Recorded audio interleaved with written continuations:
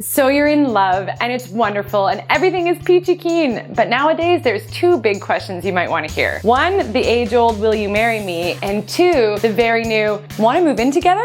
Well, both of those questions have huge financial implications that a lot of people don't like to talk about. Join me over the next 4 weeks for this 4-part series called Love and Money as I take you through the financially good, the bad, and the ugly of common law, marriage, breakup, and divorce.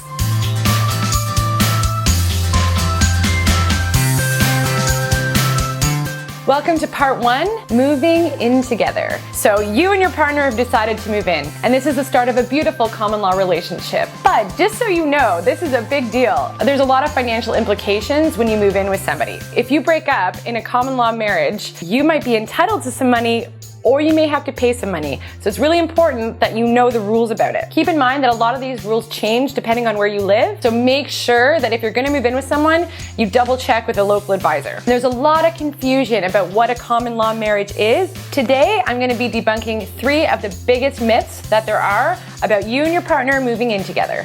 Myth number 1, only 1 year is all it takes for you to be considered common law. That's false. For tax purposes, in Canada, it's true. If you and your partner moved in together and you lived together for 1 year, then you need to be claiming your taxes together.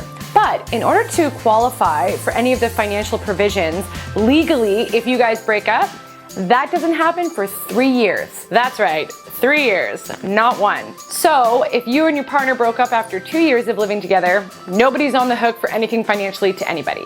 Myth number 2 is something I hear all the time.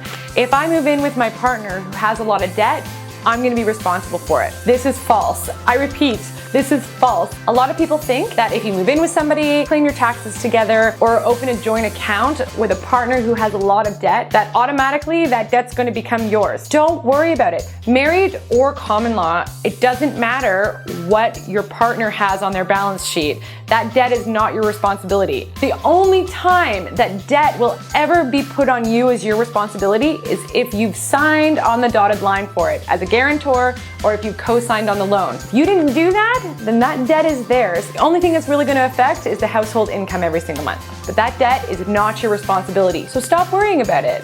And finally, myth number 3, financially, breakups are the same as a divorce. This is false and very important.